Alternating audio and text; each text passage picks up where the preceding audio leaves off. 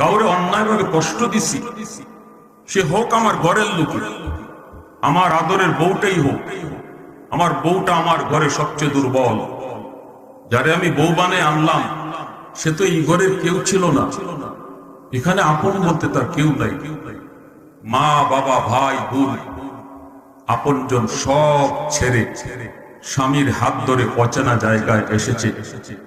এই ঘরের মানুষগুলি কেমন সে জানে না। এই ঘরের মধ্যে বউটা হলো সবচেয়ে দুর্বল।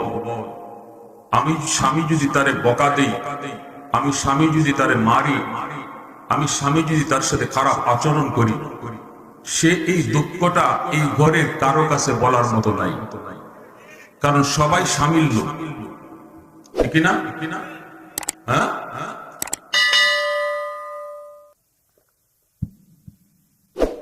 যেই মেয়েটা ছোট্ট থেকে বড় হলো মা বাবা ভাই বোনের মহব্বত পেয়ে, সে যখন স্বামীর হাত ধরে স্বামীর বাড়িতে চলে আসলো, এই বাড়ির মানুষগুলি কেমন সে জানে না, শ্বশুরের মেজাজ কেমন জানে না, শাশুড়ির মেজাজ কেমন জানে না, ননদের মেজাজ কেমন জানে না, দেবরের মেজাজ কেমন জানে না। এই অবস্থায় শুধু স্বামীর মুখটা দেখে, স্বামীর হাতটা ধরে, স্বামীর বুক ভরা ভালোবাসা পাওয়ার আশায় সে আপন মানুষগুলাকে চিরদিনের জন্য পর বানাইয়া স্বামীর ঘরের মানুষগুলাকে আপন বানাইয়া দিছে। এই দুর্বল মানুষটার সাথে যদি আমি অন্যায় আচরণ করি, আমি যদি কথায় কথায় তারে কষ্ট দেই, চোখের পানির ফোঁটা আল্লাহর জমিন বরদাস্ত করে না। ওই মেয়েটা কান্না করে রান্না করে যায়, বাথরুমের ভিতরে যায় কান্না করে চোখের পানিটা ফলায়। অনেক মেয়েরাই আছে বাবারে ফোন করে কয় না, বাবাকে ফোন করে জানায় না, মাকেও ফোন করে জানায় না, স্বামীর বাড়ির নির্যাতনের কথা বাপ মারে জানায় না, কারণ মনে করে বাবা কষ্ট পাবে, মা কষ্ট পাবে।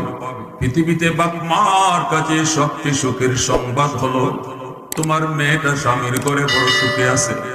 পৃথিবীতে মা বাবার কাছে সবচেয়ে বড় কষ্টের সংবাদ হলো তোমার মেয়েটা স্বামীর ঘরে বড় কষ্টে আছে। এজন্য কোন মেয়ে স্বামীর বাড়ির নির্যাতনের কথা সহজে বাপ মারে বলতে চায় না, চোখের পানিটা ফালায়, কেউ দেখে না, কেউ দেখায় ফালায় না। কিন্তু যুবক মনে রাখো, আমার নবী কয় এই পানির ফোঁটাটা এত গরম, এই চোখের পানির ফোঁটা এত গরম, মাটি বরদাস্ত করে না। আল্লাহর আদালতের ফাইলে গিয়ে জমা হয়, কিয়ামতের মাঠে আল্লাহ কইব, বান্দা জীবনে 10 বার হজ করেছো, জীবনে লক্ষ টাকা মসজিদ মাদ্রাসায় দান করেছো, কিন্তু তোমার বিরুদ্ধে তোমার ঘরের দুর্বল একটা মানুষ, তোমার বিবির মামলা রয়েছে আমি আল্লাহর আদালতে। এই মামলা তুমি ডিসমিস করো, তারপরে জান্নাতে যাও। সেদিন আদরের স্ত্রী স্বামীকে বিন্দু পরিমাণ মায়া দেখাবে না। স্বামী যদি হাত জোর করে মাপ চায়, মাপ দিবে না। এজন্যই নবীজি বলেন, সাবধান, দুর্বলের আহাজারি লইয়া কেউ কবরে যায় না। মরার আগে আগে দুর্বল মানুষ কাউকে যদি কষ্ট দিয়ে থাকো, হাত জোর করে তার কাছ থেকে দুনিয়াতেই মাপ চেয়ে নাও।